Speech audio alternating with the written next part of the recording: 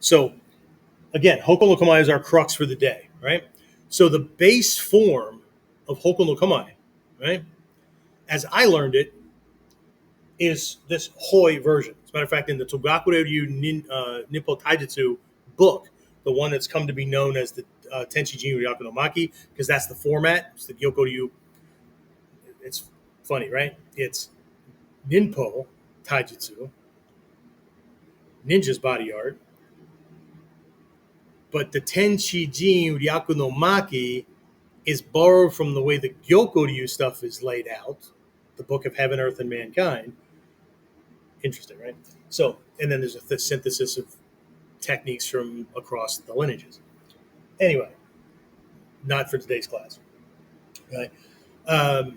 In that book, Hatsumi Sensei calls Hoko no Kamae Hoi no Kamae.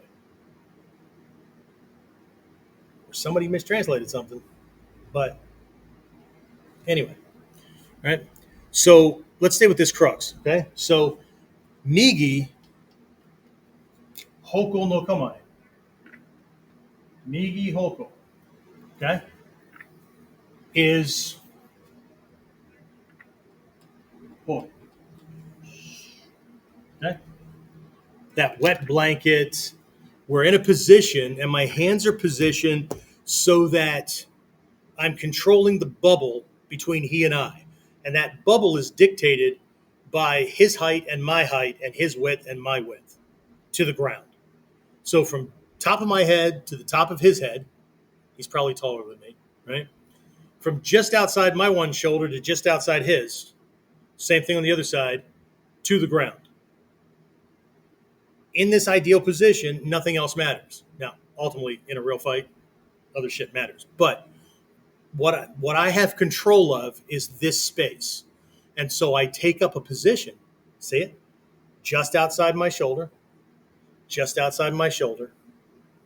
top of head to floor. Okay? And then Hidari, if we go back to Sayu, right? The Nagato directionality kind of thing, right? Sa Migi Seigan, okay?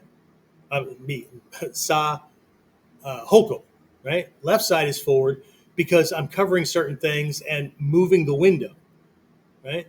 Migi Hoko, the window changes, okay? Hira Hoko no Kamae, just like Hira Ichimonji, flat, open. Ichimonji, one line. Hira Ichimonji, okay? Katate Ichimonji, or just Ichimonji, okay? So Hira Hoko, this way, okay? But again, I'm controlling that bubble, and then I'm controlling his options within the bubble. A lot of people don't like doing Hoko. A lot of people don't like doing Hira because, well, that's stupid. Who the hell opens himself up like that? He can punch you, he can kick you, he can grab you. Yeah, isn't that cool? Because the feeling in Hoko no Kamae, besides holding that wet blanket, ready to throw it on him, is anything you put in this space, I'm going to break it. Anything you put in this space belongs to me. Okay? It's a trap. It's a tactical deception. We're turning exposure into a trap. Okay? Now, I wouldn't be right up against somebody nose to nose and take up Hira or Hoko because he'd punch me before I can see it coming. So we're controlling the space between, right?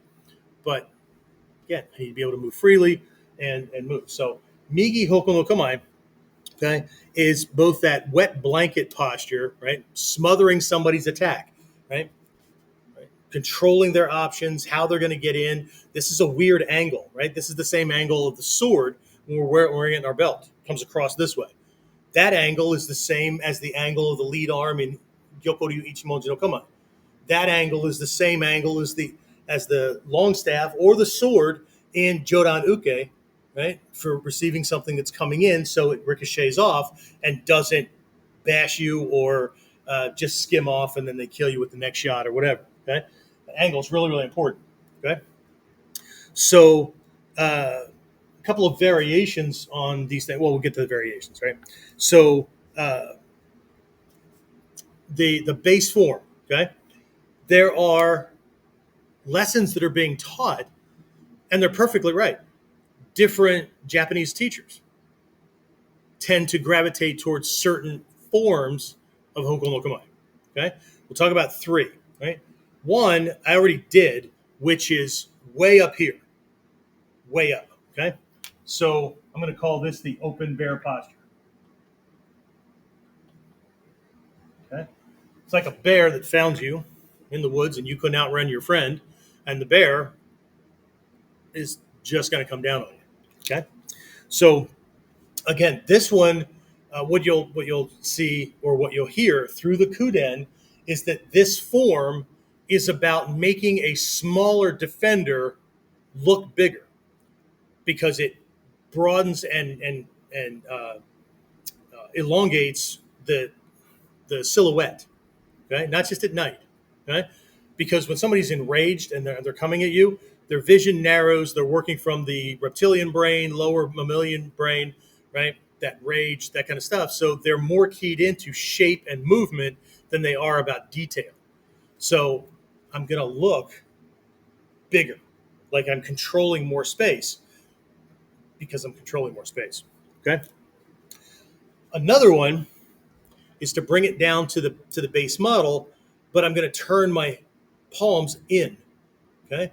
This is the blade receiving posture.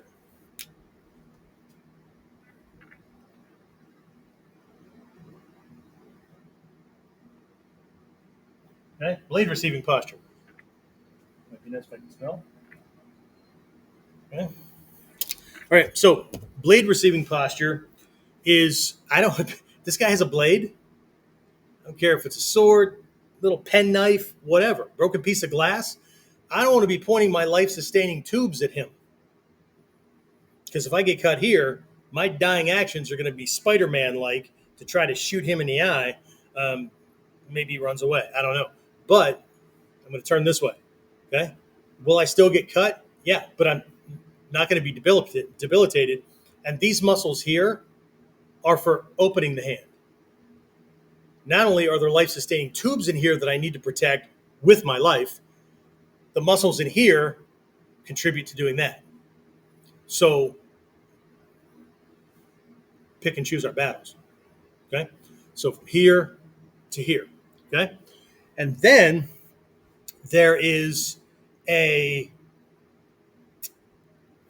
we'll call it a blinder posture.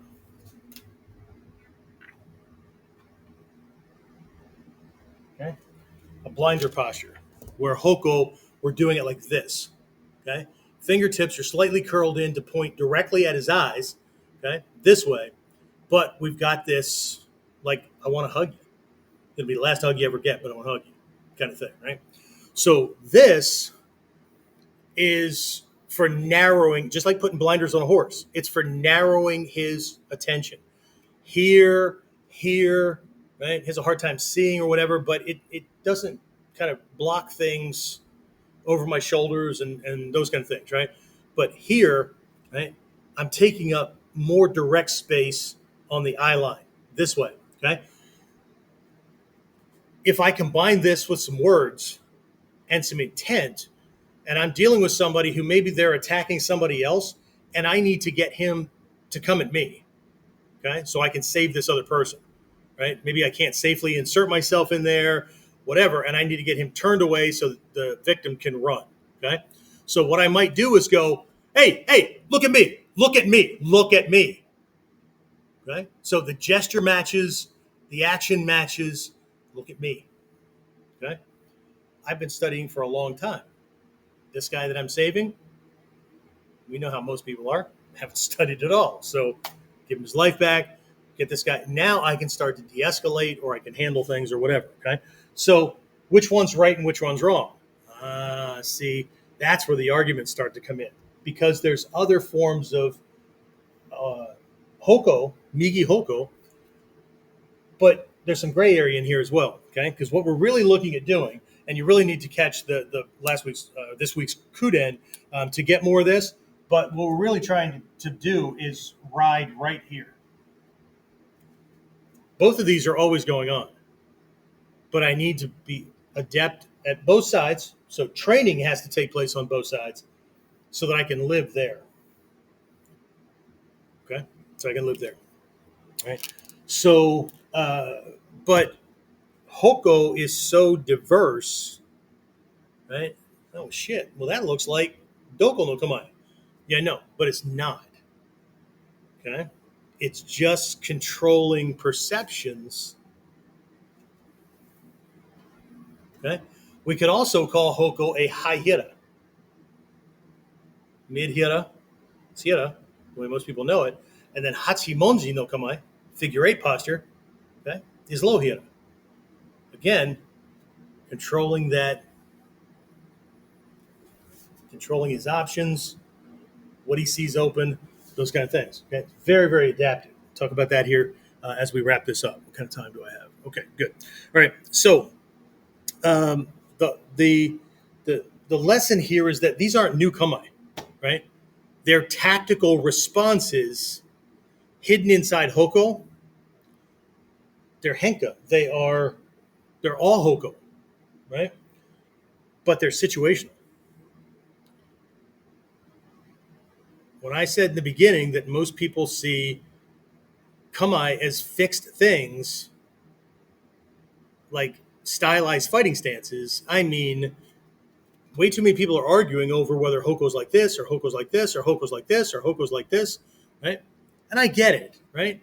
The way it was introduced to them, right, tends to get stuck. It tends to become the baseline.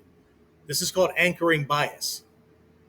We have to always be mindful of how our mind is doing things and how it works, because the mind is set up to create a quick baseline so it can assume things.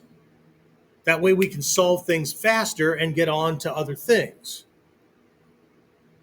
But that's also why we have meditation and we have all these other uh, systems and ways of training and zanshin and all those kind of things, so that if we set out to be average, we wouldn't be doing this.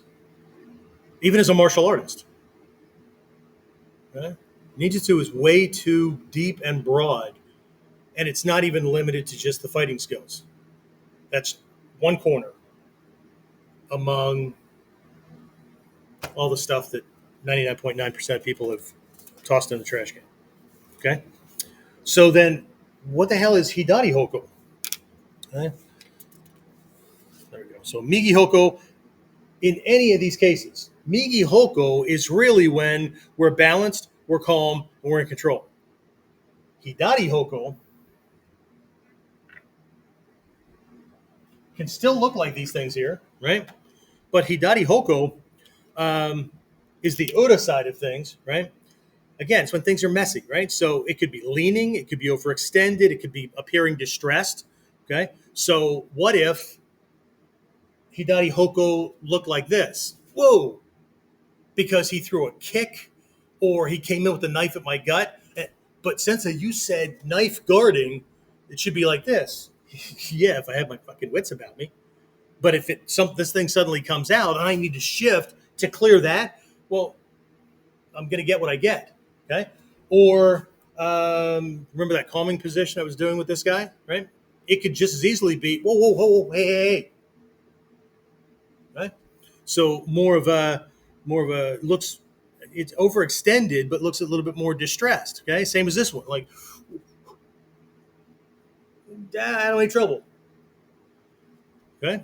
So, but this is when the world kind of dictates for us. Okay. Extend that here in just a minute. Okay. So, what we're looking at here is we're looking at, look, from an application perspective, right? True weakness, right? Shit. Okay. Whoa, whoa, whoa, hey, hey, hey, hey. Right? That kind of thing, which is the position that a lot of martial artists get into because they don't want to train with reality in mind because that's too freaking scary, right? They want to do it like everybody else, and then the situation turns out to be something they didn't plan on, and so now they look like you know, piss your pants, shaking your shoes like everybody else, because I don't make tools for that. Okay? So true weakness, right? Operating from messy conditions. Okay. When that guy with those big old freaking jackhammer arms that was drunk off his ass, bigger than me, just trying to just wail on my skull, very, very messy, right? I was just trying to keep my arms between me and him and keep a good posture so that he couldn't crash through these things. It wasn't okay, the gosh, and no, right? Um, it felt messy. It felt chaotic, right? But it could also be feigned weakness. Okay, again, projecting distress to bait over commitment. Okay, this is now what just Tenkan Ho, disguising truth and falsehood. Okay, so it could be only trouble. Okay, but if he decides he's coming in anyway, see, I can make my face look a certain way, I can make my body look a certain way, but in my heart, anything you put in here, I'm gonna fucking break it. But if I look at him like this, right, well, then he can pull a gun and shoot me. But what if I am terrified? Right? Fudoshin, application of Fudoshin, emotional regulation, right? Instead of being like this, just control the shaking. Because I know that things will get better as soon as he puts something in here. I just have to wait for it. I have to ride out those nerves. Okay? Instead of looking at him like this, okay, now I want to look at him like this. See?